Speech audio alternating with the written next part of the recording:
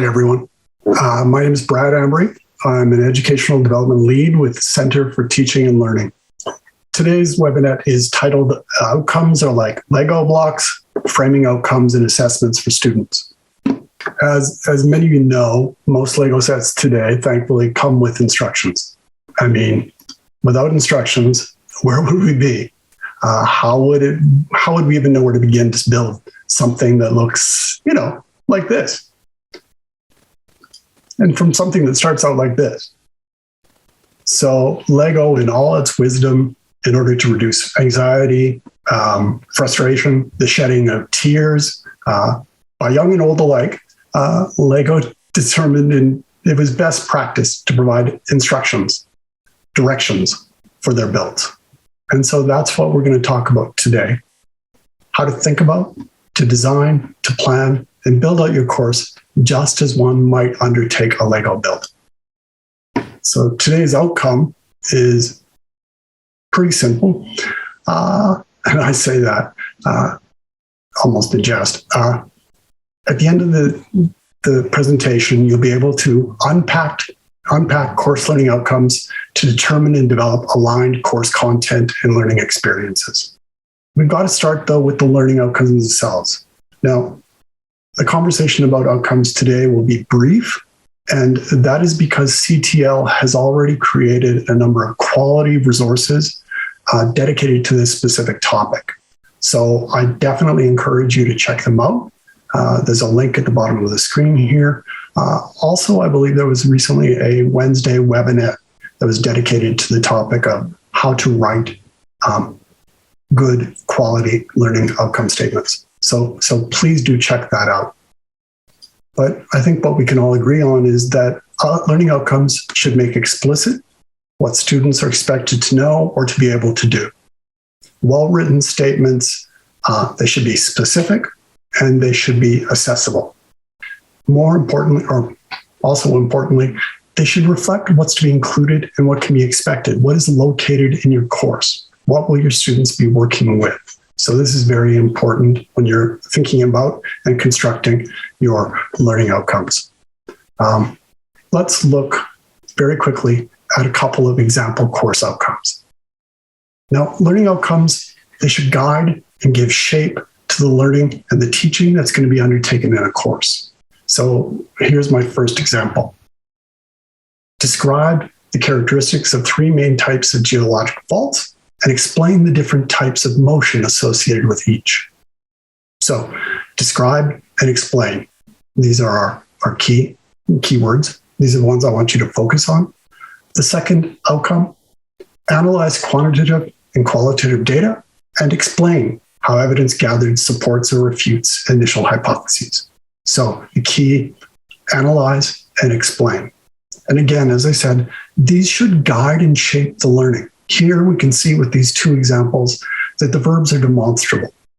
They tell students what to do with what they learn.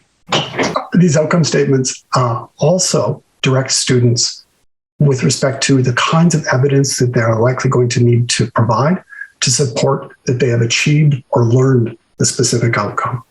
So a good outcome statement has all of these elements to it. Now, let's return to our Lego.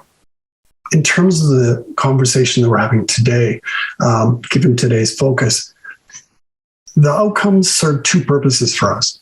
One, they serve as the foundational blocks upon which you and the student is going to build their respective teaching and learning builds. Two, learning outcomes, course learning outcomes, can form framing devices of a kind, almost steps, if you will, in a step-by-step instruction guide, outlining for the student what it is they're building and how it is they're going to build it. So this is very important. Now, once you have your course outcomes, what do you do next? Well, your course outcomes are going to help you shape your remaining course design and development decisions. And this includes your determination of your aligned modules or lesson level outcomes, as well as your selection of appropriate learning resources, your activity choices, and then your aligned assessment options. So let's go to the next step. we have our learning outcomes. What do we do next? There are all kinds of ways of approaching design and development. Starting with the A's, we could go with the ADDIE model. There's ARCS, Assure. Heck, today there's even, there is Agile Curriculum Development. But we're going to skip the A's and we're going to go straight to the B's. And we're going to use a technique or a process known as backward design. Why? I think for us it's going to be helpful because it will bring focus to student learning and to student achievement. This is going to be key. And so what does backward design entail? It means that rather than starting the development process by first focusing on content and learning activities and course materials, our next step is actually to consider the aligned assessment block, or what many would consider to be the natural endpoint for course design and development. As you move towards developing your assessment that is aligned to your outcomes, there are a number of questions you can ask. But first and foremost, we do this because we want to consider not only what they have to do and how they're going to do it, but more importantly, why are the students learning? Why are they doing these things? And so there are certain kinds of questions that I typically would ask myself, and the questions are here posted. How will I know students have achieved the outcome? What evidence will I accept as proof? And then finally, what assessment strategies best support student learning? Support being a key word here. And finally, what assessment strategies best support authentic measurement of achievement? Now, for some disciplines, authentic measurement of achievement can be more complicated, more difficult than for others. But this is certainly something that we should give due consideration. So let's look at one of the outcomes I identified earlier as an example. So describe the characteristics of the three main types of geologic faults: dip slip, transform, oblique, and explain the different types of motion associated with each. So this is where we start. And then we turn to considering the questions that I just posed. What kinds of summative assessment, what types of assessments are going to best support and give students the greatest opportunity to demonstrate their learning? Well, here are the four options I quickly came up with. Traditional style, multiple choice and short response exam, certainly a possibility. Perhaps a written assignment of a kind. Long answer, perhaps. And then I looked at a couple of alternatives to this. And so I considered a visual modeling assignment.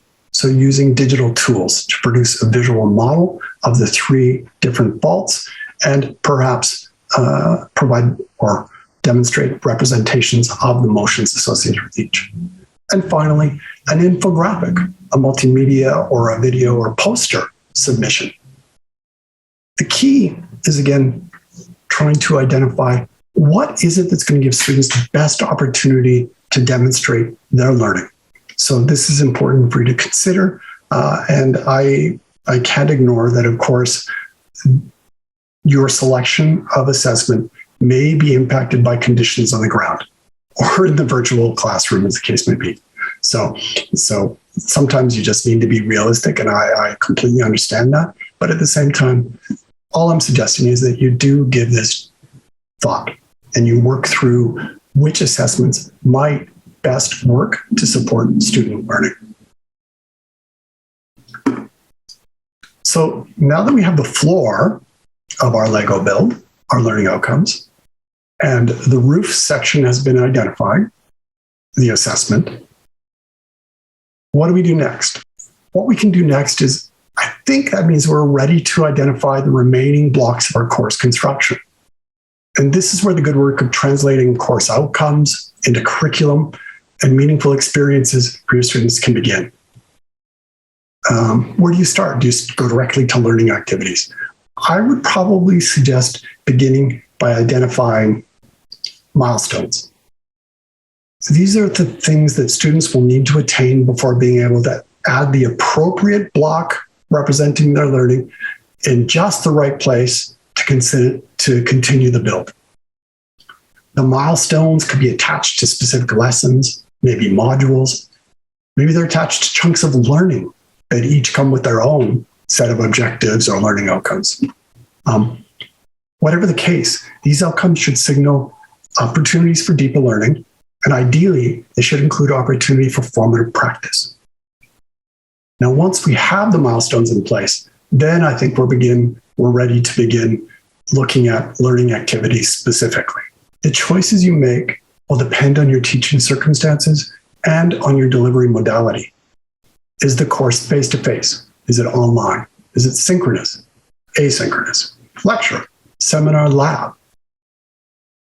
While you look at your options, while you consider them and think through them, remember that for students, diverse and varied approaches to creation of and delivery of student-centered learning activities can be very important because they give students the chance to develop, practice, and demonstrate their understanding. And they do this in little or no stakes environments. And this can be very important for students as it reduces student anxiety and related issues around performance. So do think of learning activities in this respect. They're an opportunity to give students a chance to try their hands in small bits and in small chunks, if you will. Partnered with learning activities, I think you can think of formative assessments as being sort of an A-B kind of a combination. You can't have one without the other. And so think of formative assessments as an opportunity to guide and support your student learning, but also it's an opportunity for you to reflect on your teaching. It's an opportunity for you to, one, imagine what it is going to take to get the learner to identify and piece together the necessary Lego blocks, if you will, to finish the walls that support the roof that is their assessment. So what's in a specific unit that's important to know or think about? What concepts, issues, kinds of problems must they wrestle with in order to develop the requisite skills and knowledge they need? What resources do you need to make available to them for those things to happen? You'll notice in the last item here that just appeared, develop assessments that provide informed, future-directed feedback on student progress towards desired results. And I think that that's exactly what good formative assessment does. It provides information to both the student and the instructor. It lets you and the student see how learning is progressing. Good formative assessment provides opportunities for learners and instructors to use the results, the feedback that's gathered, garnered, shared, so that students and instructors can course correct if necessary to make adjustments before the next set of assessments, whether they're formative or summative. Goes without saying, good formative assessments also align with content, with learning activities, and if possible, it is wise to consider incorporating a variety of assessment types or techniques. So this isn't always possible, depending on the circumstances in which your course is being delivered, but is something to give thought to. If you look at our Lego build, we've completed we put most of our blocks in place. We have our learning outcomes. From our learning outcomes, we went to our assessment.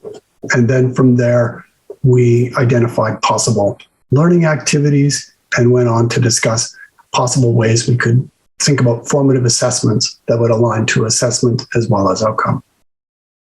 But you'll notice there's one question mark left there. And this is something that I think is important for us to always remember, is that sure, we can talk about outcomes as building blocks, and without question, this approach offers many advantages for both instructor and for student.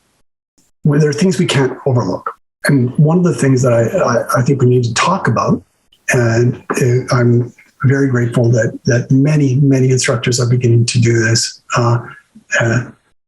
and do this in a very meaningful manner. And that is, I think we should work to proactively weave equity, diversity, and inclusion approaches into the fabric of our courses. We need to consider and apply, if possible, principles of universal design. We should be prepared to be flexible.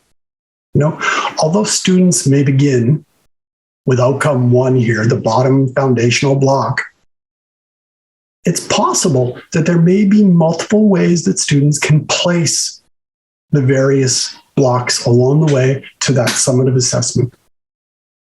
So the build of student A and student B may not match perfectly, but at the end of the day, both may get to where they need to go. And as an instructor, it's I think, incumbent on us to consider needs of diverse kinds of learners.